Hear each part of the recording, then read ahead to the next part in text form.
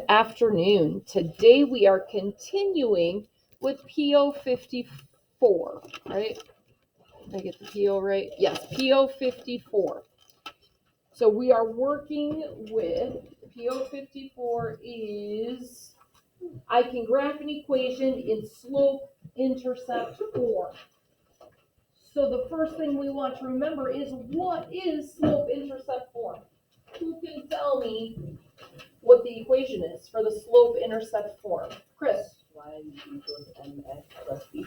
Y equals mx plus b. Who can tell me what the b stands for? Emily.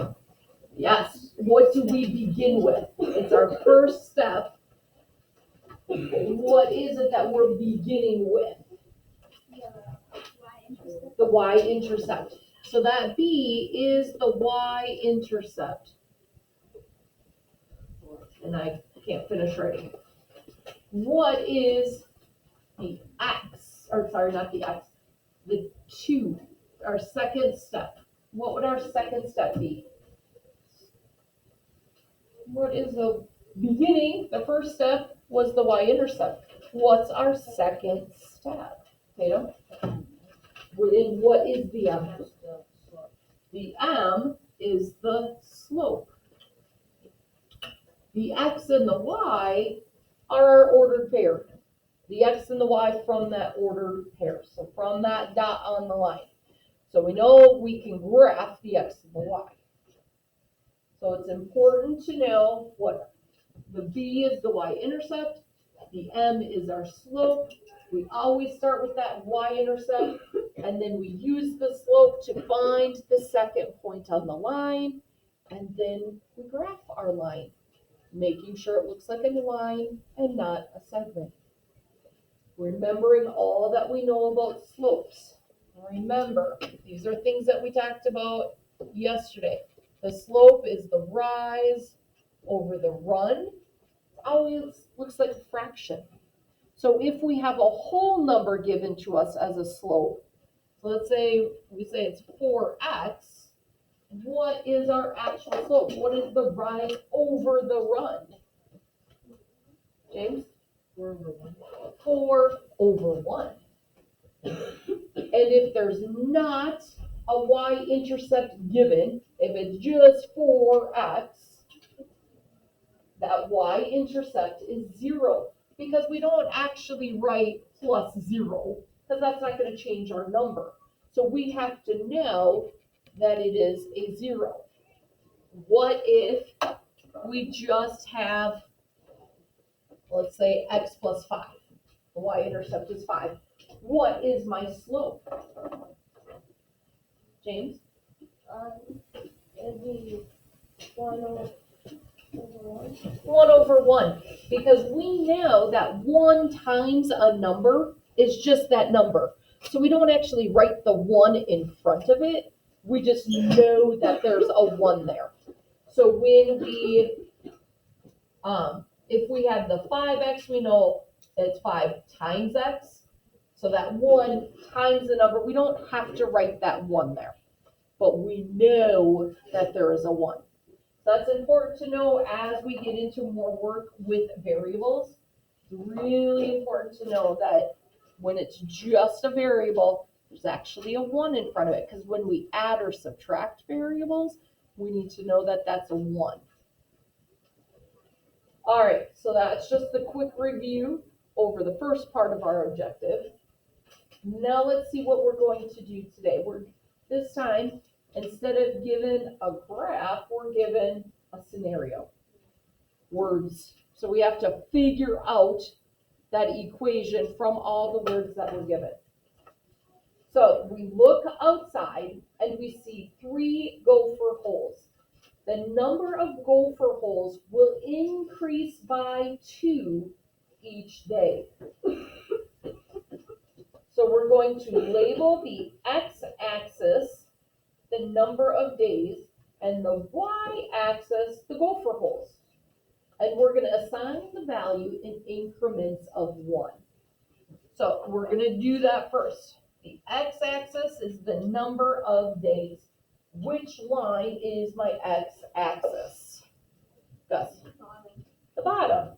This is my x-axis. Always, always, always the x is that bottom horizontal line. So we're going to label it number of days. Because like we talked about with our math packet, our graphs need to be labeled correctly. So we have to remember to put labels on our graphs.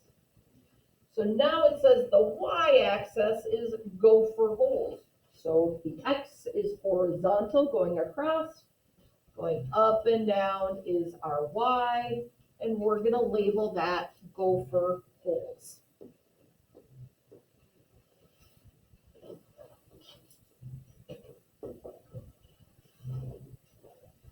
Okay, now we're going to assign values in increments of 1.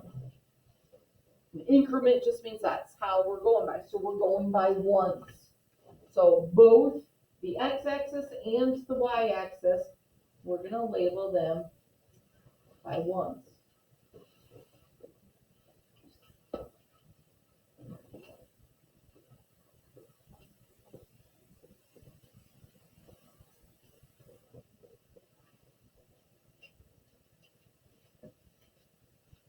We want to remember that this is always the 0 at our origin. So the 1 goes out from it. So I put the numbers in like the boxes with that one. That would be fine because our line is up top here. As long as it's under the line, that's fine. But actually no. The problem with putting our number in the box is you have to know what it is we're numbering. We're not numbering the spaces, we're numbering the lines. So if you put the 1 here, it looks like we're numbering the spaces. You want to make sure that you remember you're numbering the line. Okay? We're going to do the same thing going up. The origin is where the x and the y cross, so our 1 starts after that. We're going to number it going all the way up.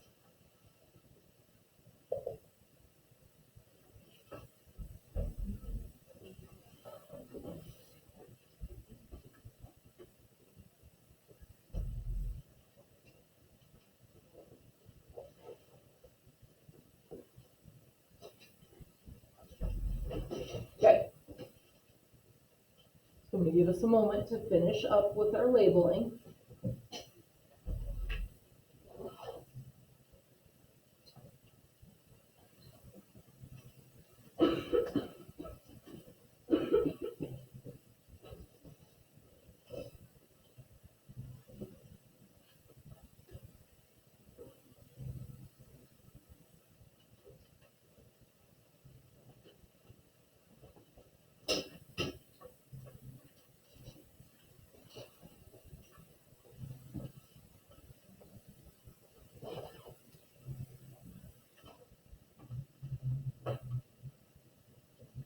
All right, so let's look at B. It says plot points representing the number of gopher holes for days 0 to 8. So we need to look at this. How should I plot those holes? Emily? So there are going to be 8 days. So if we go up, remember going up is our gopher holes. And you go out.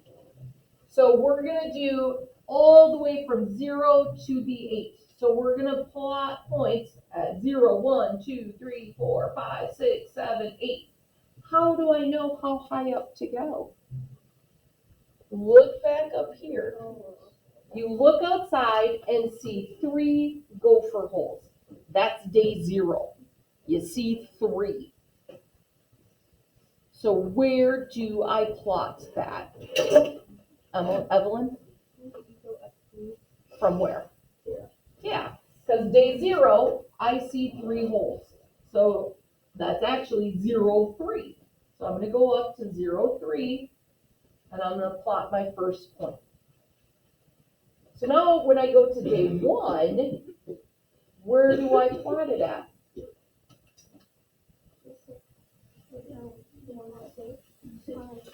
the number of gopher holes will increase by 2 each day. So if at day 0 we had 3, how many are there going to be on our first day? 5. Because we had 3 and it increased by 2. So 3 plus 2 is 5. So then for day 3, how many are there going to be? And then day 4. Oops. Yep. And then day 5. So plot it going up.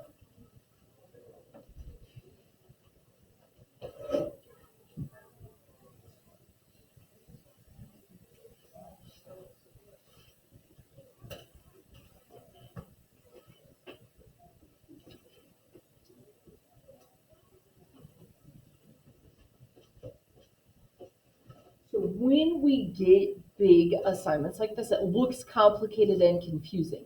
But when you take it just one step at a time and you don't let yourself get overwhelmed by the whole entire thing, it goes a whole lot easier when we just go one at a time.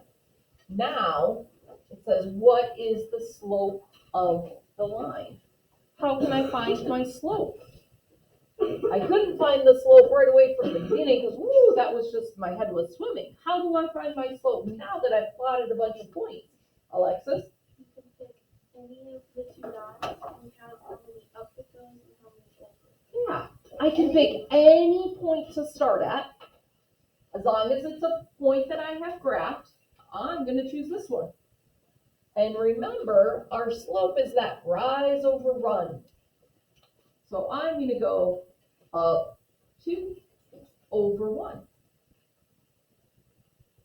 So I got 2 over 1, up 2 over 1. What if I picked this point and I went all the way up to this point? Am I going to have the same slope? Yes. I'm sorry, say that louder, Gus. Simplify. Oh my goodness. If we remember, we always simplify, we will get the same slope. Let's check and see. I go up 1, 2, 3, 4, 5, 6, 7, 8, 9, 10. And then I go over 1, 2, 3, 4, 5. 10 over 5, if I simplify that by dividing out of 5, I get 2 over 1. So it doesn't matter which point you choose and which point you go to, you will get the exact same slope. That line always has the exact same slope. There's one slope for the entire line. If you simplify down, you will see that no matter what, from one point to another point on the same line, it will always be the same slope. I like to go with the points that are closest together, because then I don't have to simplify as much. So that's why I always pick the 2 points that are the closest together, so hopefully I don't have to simplify down, down, down. But you can, right? You get the same slope as long as you simplify. So now we have, so I'm going to write my answer. What is the slope of the line? It is 2 over 1. So I'm going to erase some of this so we have room. Now we have to write the equation of the line in slope-intercept form. So I know that I'm going to have y equals, I need to have my m, I know there's going to be x, and I'm going to add or subtract the b. So what do I fill in for the m and the b? Tatum? I can put 2. I could put 2 over 1, but if we simplify all the way down, now we know that we can turn that 2 over 1 to just be 2. And what am I going to fill in for my b, James? 3. How do you know it's going to be 3? Because off of 3. At the 0, 0x, we have a 3 for the y. So my slope, or my y-intercept is 0, 3. So I know that there's a 3 in there. So this is my slope-intercept form for this line. So it's all the information we've already put onto the graph and solved. We can now put it into the slope-intercept form. So now we can say how many gopher holes there will be after 14 days. Oh my goodness, I can't go all the way out to 14 because that's way off my graph. I can use my slope-intercept form, plug in that 14 days, and find my answer. So how do I do that? How do I use the slope-intercept form here? Where do I put that 14 days in my slope-intercept form? What do you think, Aiden? I'm going to put it in for the x. So y equals 2 times 14, because I know number of days is my x-axis. So number of days was 14 plus 3. What is my y going to equal? If I put in 14 for my x, just giving our friends a moment to do the math.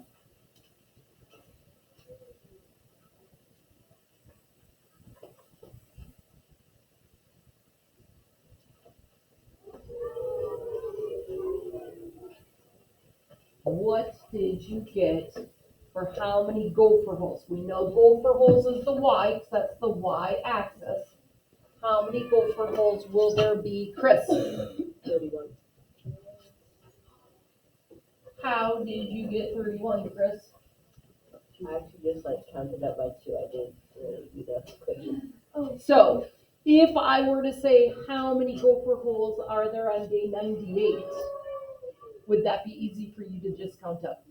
So we can when it's a lower number, but we need to know how to use the equation in order to get to the really high ones, because that's coming. That will come in our math. We will have to rely solely on the equation instead of just counting up. So it got you there today, but it's not always going to do that. So I want us to really practice using that equation. How did you do it, Evelyn?